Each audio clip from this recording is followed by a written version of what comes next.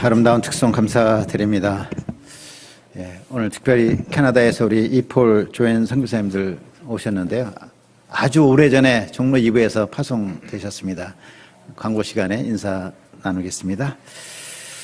오늘 말씀의 제목은 전도자 빌립 사도행전 제8강입니다. 말씀 사도행전 8장 1절부터 40절이고 요절 8장 5절 6절인데요. 5절 6절 같이 한번 요절 읽겠습니다. 앞에 있죠. 시작. 빌립이 사마리아 성에 내려가 그리스도를 백성에게 전파하니 무리가 빌립의 말도 듣고 행하는 한 마음으로 그가 하는 말을 따르더라. 기도하죠. 하나님 아버지, 사도행전 말씀 허락하심을 감사드립니다. 참 올해 이 말씀이 우리의 머리뿐만 아니라 우리의 심령에 들어와서 우리의 삶을 변화시키는 말씀인 것을 감사합니다. 저희가 깊이 말씀 받고 믿음을 화합하여서 사도행전적인 말씀 역사가 우리를 통해서 우리 모임을 통해서도 이날 이루어 주시기를 간절히 기도합니다. 이 시간에 성령 하나님께서 함께 하시고 한마디 말씀 우리 심령에 각자 허락하여 주십시오. 감사하고 예수님의 이름으로 기도하였습니다. 아멘. 오늘 사도행전 8장입니다. 지난주에 우리가 7장 말씀 들었습니다. 7장에 나오는 중심 인물이 누구였죠? 스데반이었죠. 오늘 8장은 누구죠? 빌립, 같은 집사 빌립입니다. 9장은 누구죠? 9장 사울이죠. 나중에 바울이 되는 사울. 10장은 베드로입니다. 이렇게 스데반, 빌립, 사울, 베드로 이렇게 이제 장수가 넘어갑니다. 지난 7장에서 스데반은 공회에서 변증한 후에 순교했습니다. 그가 기독교 역사상 첫 순교자였습니다. 예루살렘 공회는 그의 순교를 계기로 기독교에 대한 대대적인 박해를 시작합니다. 이에 신자들이 피하여 뿔뿔이 흩어집니다. 오늘 말씀은 그 흩어진 사람들 중에 이 빌립 집사가 성령께 쓰임받은 사건을 기록하고 있습니다. 빌립 집사는 두 가지 면에서 역사적인 일에 쓰임을 받습니다. 첫째는 무엇이죠? 사마리아 선교를 이루었습니다. 둘째는 에티오피아 니시에게 복음을 전함으로 아프리카 선교의 물꼬를 텄습니다. 우리가 오늘 본문을 통해서 세계 선교를 친히 이루시는 하나님, 또 이 하나님께 쓰임받는 사람들이 어떤 사람들인가를 배울 수 있기를 기도합니다. 자, 첫째, 사울의 박해로 흩어진 성도들 1절입니다. 1절 같이 한번 읽겠습니다. 시작. 그날에 예루살렘에 있는 교회에 큰 박해가 있어 사도 외에는 다 유대와 사마리아 모든 땅으로 흩어지니라. 사도 외에는 다 유대와 사마리아 모든 땅으로 흩어졌습니다. 유대 공회원들은 아주 분노했어요. 스데반이 자기들에게 도전한 것입니다. 예수 그리스도를 죽인 죄를 자기들의 탓으로 돌리고 자기들에게 회개를 촉구하였습니다. 그들은 분노하여서 이제 예수 믿는 자들을 박멸하고자 이렇게 마음을 먹었습니다. 그래서 이들의 박해로 인해서 사도들 외에는 다 어떻게 되었습니까? 유대와 사마리아 온 땅에 퍼졌습니다. 성도들은 다 피하도록 하였지만 사도들은 스데반과 같이 순교를 각오하고 예루살렘을 지키고자 남았습니다. 이러한 박해에 앞장던 사람이 있었죠. 그는 사울이라는 청년이었습니다. 그가 어느 정도 열심으로 박해했습니까? 3절 말씀을 같이 읽겠습니다. 3절 시작. 사울이 교회를 잔멸할새 각 집에 들어가 남녀를 끌어다가 옥에 넘기라. 잔멸하다는 것은 멧돼지가 포도원을 팍 짓밟는 것처럼 난폭하고 잔인하게 멸하는 것을 말합니다. 사울은 기독교인들을 닥친 대로 체포하여서 투옥시켰습니다. 남녀노소를 가리지 않았어요. 각 집에 들어가 가택수색을 해서 성도들을 다 끌어냈습니다. 사울이 그렇게 한 이유가 무엇일까요? 여러 가지가 이유가 있겠지만 이는 결국 그의 잘못된 열심 때문이었습니다. 그는 원래 열심 있는 바리새인이었습니다. 바리새인들 자체가 율법을 지키는데 아주 열심히 있는 사람들 아니었습니까? 근데 사울은 그 바리새인들 중에서도 특별히 열심히 있었어요. 그런데 이런 바리새인들의 열심은 올바른 지식에 기초한 것이 아니었습니다. 예수님은 그들에 대해서 이미 말씀하신 바가 있으세요. 마태복음 23장 15절에 보면 이렇게 되어 있습니다. 화 있을진저 외식하는 서기관들과 바리새인들이여, 너희는 교인 한 사람을 얻기 위해서 바다와 육지를 두루 다니다가 생기면 너희보다 더 배나 지옥 자식이 되게 하는도다. 그들은 바다와 육지를 두루 다닐 정도로 열심이었습니다. 요즘 말로는 피싱하기 위해서 비행기를 타고 가서 양들을 찾아간 것입니다. 해외까지 간 것입니다. 그들은 자기들의 그런 열심이 하나님을 기쁘시게 하는 일이라고 굳게 믿었습니다. 그러나 그들의 열심은 하나님을 기쁘시게 하는 열심이 아니었어요. 무엇을 위한 열심이었습니까? 자기 교세, 자기 교파의 성장을 위해서 열심을 낸 것입니다. 결국 뭐예요? 자기들을 위해서 열심을 낸 것입니다. 율법주의 신앙은 반드시 자기 의를 낳습니다. 하나님의 의를 모르고 자기 의를 세우려다 하다가 결국 힘써 하나님의 의에 복종하지 않게 됩니다. 우리는 속도보다 방향이 중요하다는 것을 잘 알고 있어요. 그러므로 우리는 무엇에 열심이기보다 먼저 겸손한 마음으로 하나님의 말씀을 잘 배워야 합니다. 올바른 지식을 갖는 것이 중요합니다.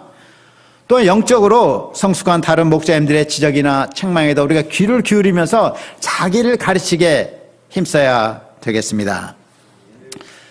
특히 우리는 말씀을 공부할 때 성경이 그 다른 사람의 죄 문제를 말하는 걸로만 생각을 하기 쉬워요. 아, 옛날에 있었던 그 사람 얘기겠지. 나 자신은 관계없는 말이나 사건으로 생각합니다. 아, 저 베드로를 좀 봐. 3번이나 예수님을 부인해서 참 형편없는 사람이구만. 아, 도마는 왜 또 이렇게 의심이 많어?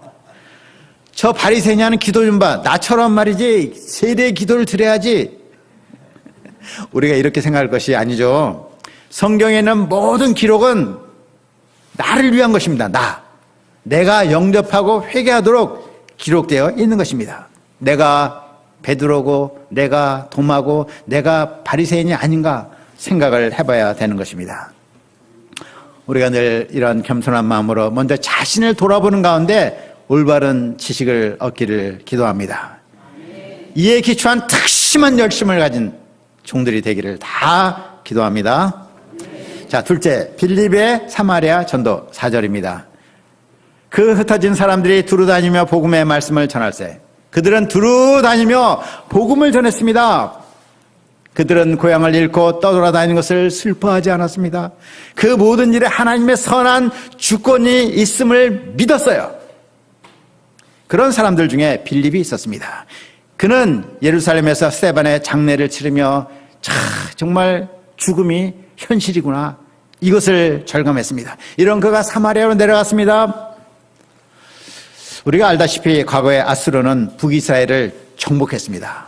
그들은 북이스라엘의 수도였던 사마리아 성에 많은 사람을 아수르로 보내고 아수르의 많은 사람들을 사마리아 성, 왜 사마리아죠? 북이스라엘의 수도니까 사마리아 성에 이주시켰습니다. 혼혈 정책을 썼습니다. 그래서 사마리아는 전 이스라엘 중에서 가장 이방화된 도성이 되었습니다. 특히 사마리아인들은 BC 4세기에 그리심산에 성전을 지어요. 모세 오경만 믿는 사마리아 정교를 만듭니다. 지금도 있어요. 지금도 사마리아 정교가 있습니다. 유대인들은 이런 그들을 더욱 멸시하고 상종치를 않았습니다. 당연히 유대인들은 거기 가기를 꺼려 했죠. 박해가 없었다면 빌립도 그곳에 가고자 하지 않았을 것입니다. 자, 그런데 빌립은 그곳에 피하면서 그 모든 일을 하나님의 주권편에서 바라봤어요. 그는 사마리아인들에게 가서 예수 그리스도를 증거했습니다.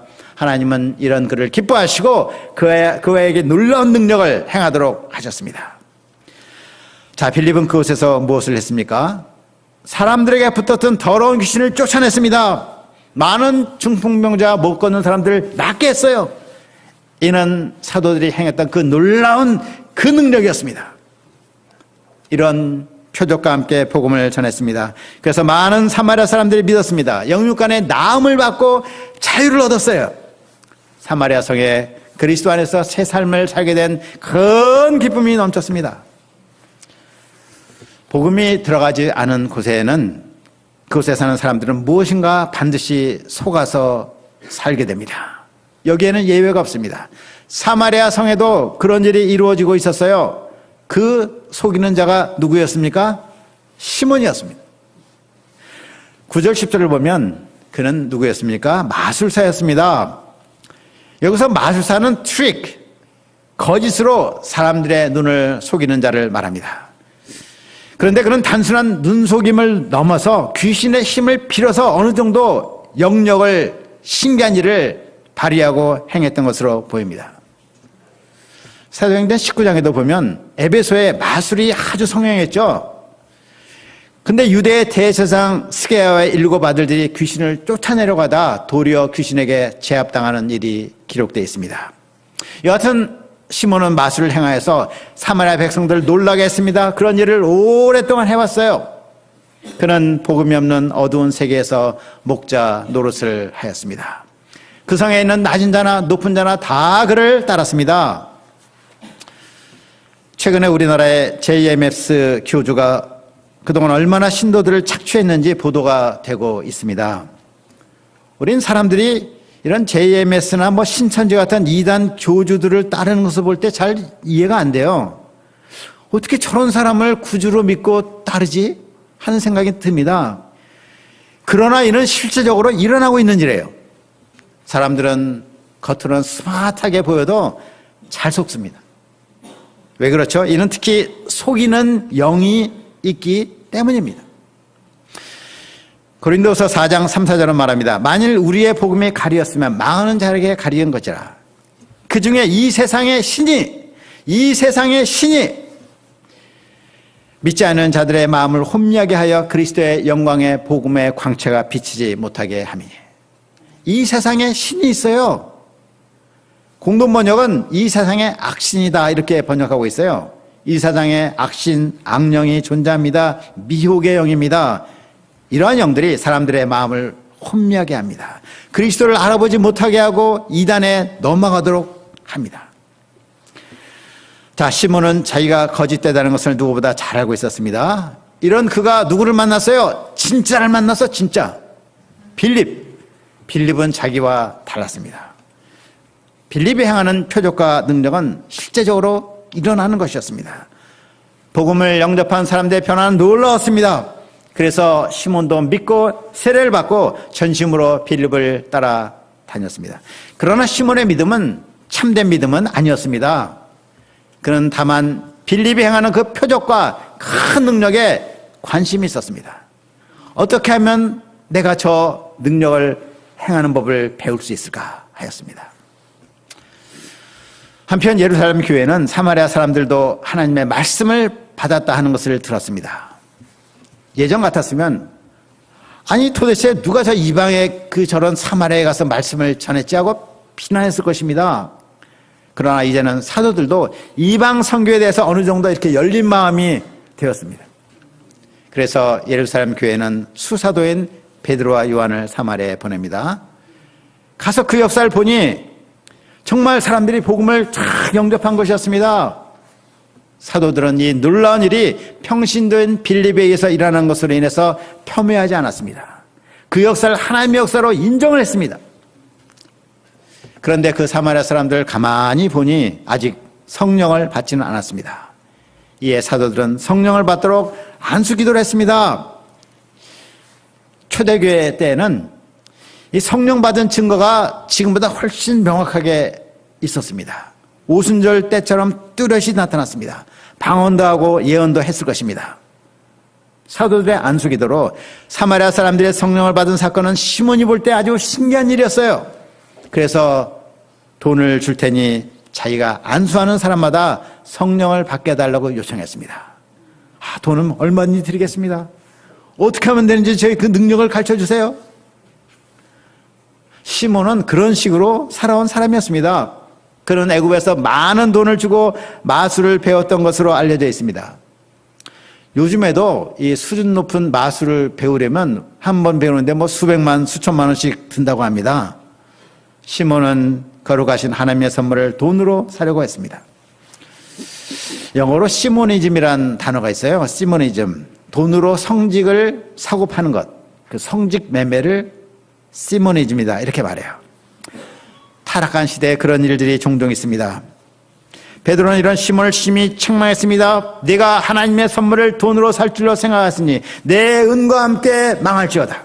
너는 이 도에는 관계도 없고 분깃도 없느니라. 전설에 의하면 그는 베드로의 책망 앞에 끝내 회개하지 않고 로마에서 이단인 시몬교를 창설해서 교주가 되었습니다. 자, 25절입니다. 25절 같이 한번 읽겠습니다. 시작.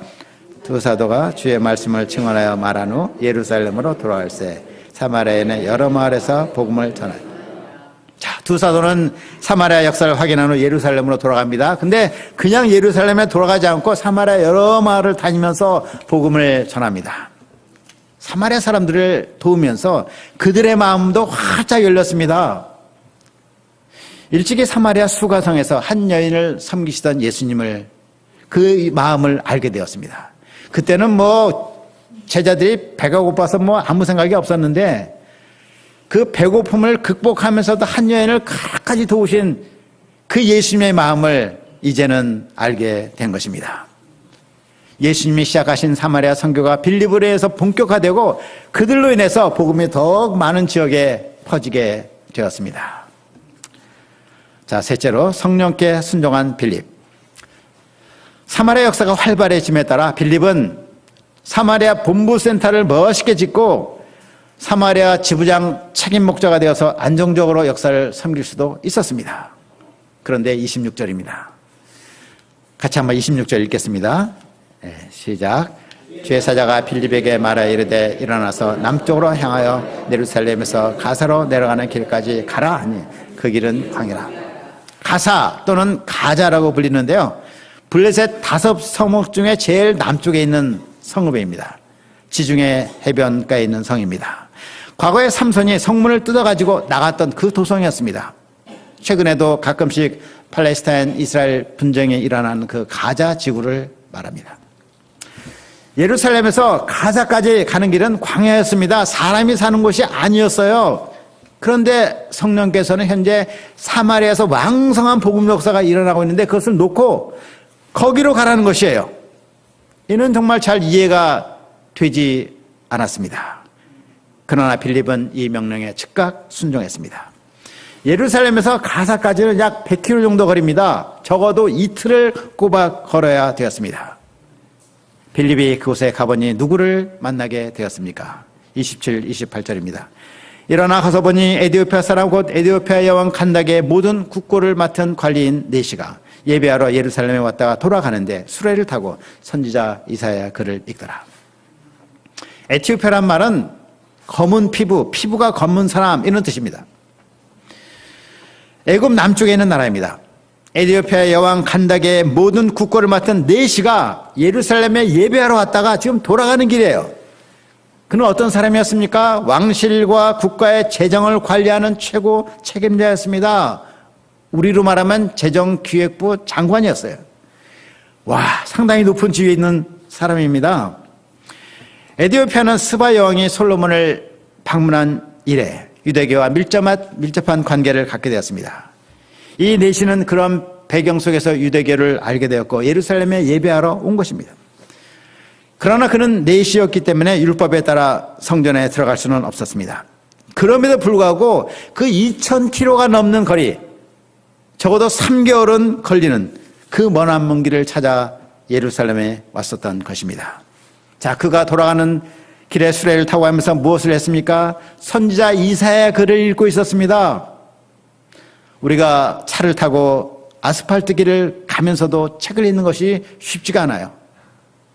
그런데 수레를 타고 덜커덩 거리는 이 비포장도를 가면서 책을 읽는 것이 얼마나 어렵겠습니까?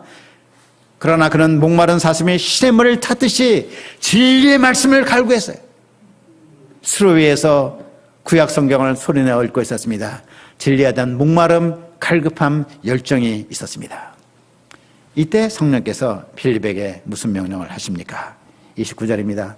성령의 빌립더러 이르시되 이 수레로 가까이 나아가라 하시거늘. 수레로 가까이 나아가라. 그는 성령께서 사마리아를 떠나라 하시면 즉시 떠났습니다. 가사로 가는 광야로 가라면 갔습니다. 수레로 가까이 가라 하시자 수레를 향해서 막 달려갔습니다. 수레가 빨리 지나잖아요. 그걸 쫓아가려면 달려가야 되었습니다. 달려가면서 들으니 수레 위에서 책 읽는 소리가 들렸습니다. 익숙한 내용이었어요. 이사야서 53장이었습니다. 책 읽는 사람을 보니 이방인 흑인이었습니다. 빌립은 그에게 아무런 거리감을 느끼지 않았습니다. 도리어 그를 돕고 싶었습니다. 그래서 묻습니다. 읽는 것을 깨달으십니까? 빌립은 그 영혼을 불쌍히 여기는 마음으로 담대하게 그에게 나아갔습니다. 빌립은 이렇게 담대할 뿐만 아니라 또한 지혜로웠어요. 내시가 읽던 책에 대한 그 대화를 시작해서 자연스럽게 그와 관계성을 맺고자 하였습니다. 전도하는 것도 담대함도 필요하지만 지혜가 또 필요하죠. 예수님도 일찍이 제자들을 둘씩 보내시면서 두려워하지 말라고 하셨습니다. 또한 뱀같이 지혜롭게 행하도록 말씀하셨습니다. 우리가 담대하기만 하고 지혜롭지 못하면 우리가 아주 무례하게 비춰지죠. 그 무례함 때문에 사람들이 마음을 닫아버려요. 반대로 지혜롭기만 하고 담대함이 없으면 말을 제대로 걸지를 못합니다. 그래서 우리는 담대함과 지혜로움을 같이 가져야 되는 것입니다. 자, 4시의 대답이 무엇입니까? 31절 한번 같이 읽겠습니다. 31절 시작. 대답하되 지도해 주는 사람이 없으니 어찌 깨달을 수 있느냐 하고 빌립을 청하여 수레에 올라 같이 앉으라 하니라. 자, 그는 성경을 막 집중적으로 막 소리내고 막 열심히 읽었는데도 잘 알아들을 수가 없는 거예요. 그 말씀이 무엇인지 이해가 안 됐습니다. 자기를 가르쳐줄 선생이 필요함을 절실히 느끼고 있었습니다. 그래서 빌립에게 올라타서 자기를 좀 가르쳐달라고 했습니다. 그는 고위직 관리였지만 겸손히 배우고자 하였습니다. 내시는 이사야서 53장 7절 8절 부분에서 특히 그 선지자가 말하는 그 사람, 이렇게 좀 양 같은 사람, 끌려가는 사람, 그 고난받은 사람이 누구냐? 선지자 자신 이사야를 말하는 것인가? 아니면 다른 어떤 사람을 말하는 것인가? 그것을 질문했어요. 이에 빌립이 무엇을 하였습니까? 35절을 보면 빌립이 입을 열어 이 글에서 시작하여서 예수님을 가르쳤습니다. 이사야 선지자가 말한 대로 예수님이 어떻게 어린 양같이 끌려가셨으며 어떻게 잠잠하셨으며 십자가에 어떻게 달려 죽으셨고 그 예수님을 하나님께서 어떻게 다시 살리시고 부활시켜 승천하셔갖고 주와 그리스도로 삼으셨는지를 잘 설명을 해주었습니다. 조근조근 설명을 해주니까 잘 이해가 되는 것이에요. 내시는 그의 설명을 들으면서 성경에 예언된 그 메시아, 내가 읽은 그 책에 나온 그 메시아가 바로 예수님인 것을 알게 되었습니다. 그 예수님이 바로 나의 죄를 위해 죽으신 그리스도이심을 믿게 되었습니다. 우리는 빌립의 이 전도자의 자세에서 배울 점이 두 가지가 있습니다. 첫째로 그는 성령의 역사를 매우 민감하게 분별하고 순종했다는 것입니다. 하나님께 쓰임 받으려면 성령의 인도하심을 알아차리는 예민함이 중요합니다. 신약 성경이 완성된 이후에는 구약 시대에는 성령께서 꿈에도 나타나고 환상도 나타나고 여러 가지 방편이 있었지만 신약 성경은 가장 확실하게 하나님을 계시한 책 아닙니까? 신약 성경이 완성된 이후에는 성령은 무엇보다 하나님의 말씀을 통해서 각 사람을 인도하십니다. 우리에게 말씀을 주시고 말씀을 생각나게 하시고 어떤 말씀이 우리의 양심을 타격하게 하셔가지고 그 말씀을 통해서 우리를 주로 인도하세요. 또한 더 나아가서 때로는 직접 세미한 음성으로 우리에게 말씀하기도 하십니다. 우리의 양심을 타격하기도 하십니다. 우리에게 감동을 주기도 하십니다. 이러한 성령의 인도하심에 자기 생각을 접고 민감하게 순종할 때 효과적으로 하나님의 역사에 쓰임받을 수가 있습니다. 둘째로 빌립은 탁월한 성경 선생이었습니다. 그런 성경의 요점이 무엇인지를 잘 알았어요. 성경의 어떤 부분에 시작하더라도 거기서 시작해서 예수님을 가르칠 수가 있었습니다. 모든 성경은 그리스도를 증거하고 있습니다. 구약 성경은 오실 그리스도를, 신약 성경은 오신 그리스도를 증거하고 있습니다.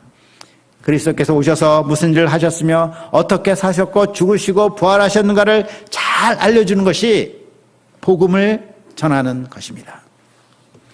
예수님은 우리를 죄와 사망에서 구원하시는 유일한 구원자가 되십니다. 이 예수님을 만날 때까지 사람들은 결코 죄사함도 구원의 기쁨도 누릴 수가 없습니다. 예수님을 믿을 때 죄사함과 영원한 생명을 얻게 하십니다. 믿는 그 순간부터 영원히, 이것이 바로 우리가 전해야 될 기독교의 복음입니다. 하나님은 이런 복음으로 에티오피아 내시의 생명을 구하는 역사에 빌립을 귀하게 사용하셨습니다. 자, 36절입니다. 길 가다가 물 있는 곳에 이르자 내시가 물이 있으니 세례를 베풀어 달라고 했습니다. 이제 자신이 부활하신 예수님을 믿는 신자가 되었으니 세례 받는데 내가 무슨 문제가 있냐고 물었습니다. 38절입니다. 이에 명하여 수레를 멈추고 빌립과 내시가 둘 다 물에 내려가 빌립이 세례를 베풀고 빌립이 내시에게 세례를 주었습니다. 내시가 하나님의 자녀가 되었다는 확증을 해준 것입니다. 이로써 어떻게 되었습니까? 그는 아프리카 출신 첫 크리스찬이 되었습니다. 전설에 의하면 그는 에티오피아에 가서 많은 사람을 전도하였고 간닥의 여왕까지 믿게 했다고 합니다. 그래서 에티오피아는 지금까지 아프리카에서 가장 오래된 기독교 국가라는 그런 자부심이 있습니다. 하나님께서 사마리아에서 큰 역사를 섬기던 빌립을 갑자기 광야 길로 인도하신 것에는 놀라운 뜻이 있었습니다.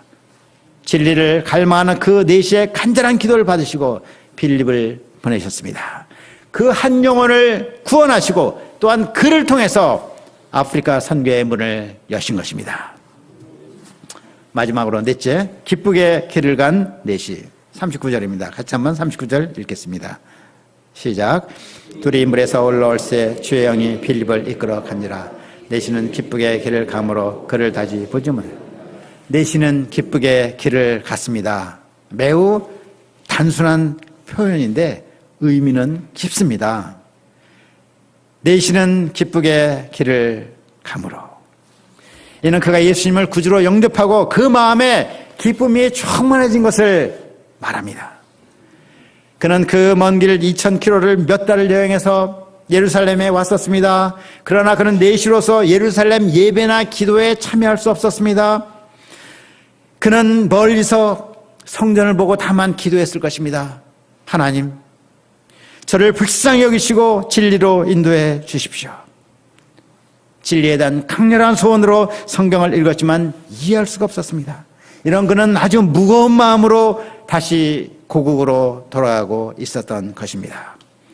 그는 한나라의 장관급에 오른 성공한 사람이었지만 참 기쁨과 행복이 없었습니다.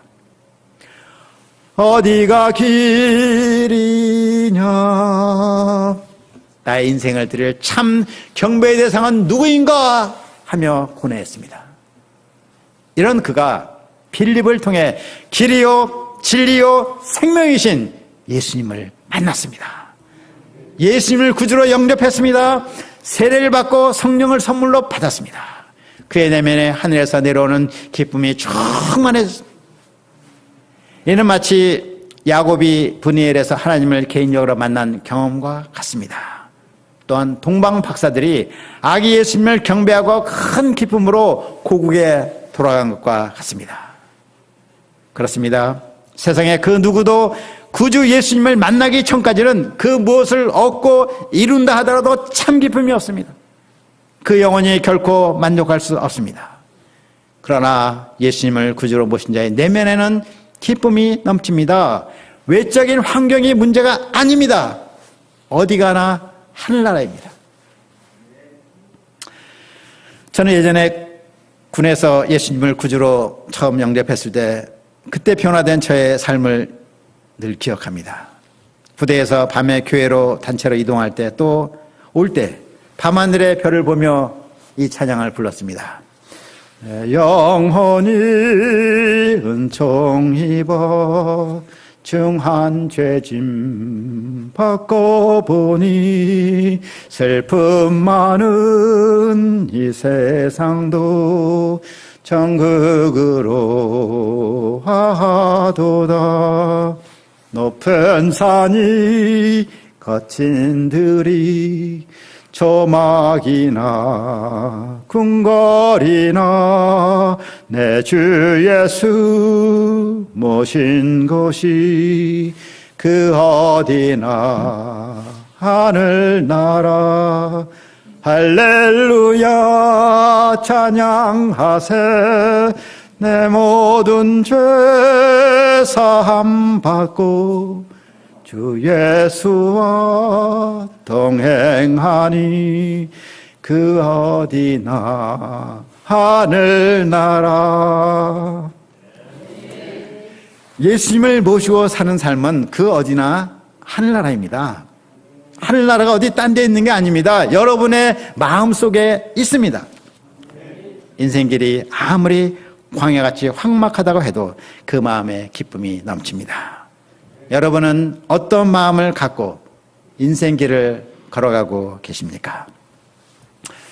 결론적으로 하나님은 빌립을 사마리아 선교에 쓰셨습니다. 또한 그를 광야길로 인도하사 에티오피아 내시에게 복음을 전하게 하시고 아프리카의 선교의 문을 쫙 여셨습니다. 세계 선교는 하나님이 친히 이루어 가십니다. 우리가 성령의 인도하심에 민감한 사람, 또한 준비된 성경 선생으로서 이 귀한 역사에 쓰임받기를 간절히 기도합니다. 아멘. 기도하겠습니다. 하나님 아버지, 오늘 귀한 말씀을 통해서 주님께서 친히 세계 선교 역사를 이루시고 빌립을 쓰셔서 사마리아 선교와 아프리카 선교를 시작하신 주님을 배우게 하신 것을 감사합니다. 저희가 이 주님을 의지하게 도와주시고 성령의 인도하심에 민감한 종들 되게 하시고 또 준비된 성경 선생으로 날마다 성장하도록 축복하여 주옵소서. 감사하고 예수님의 이름으로 기도합니다. 아멘.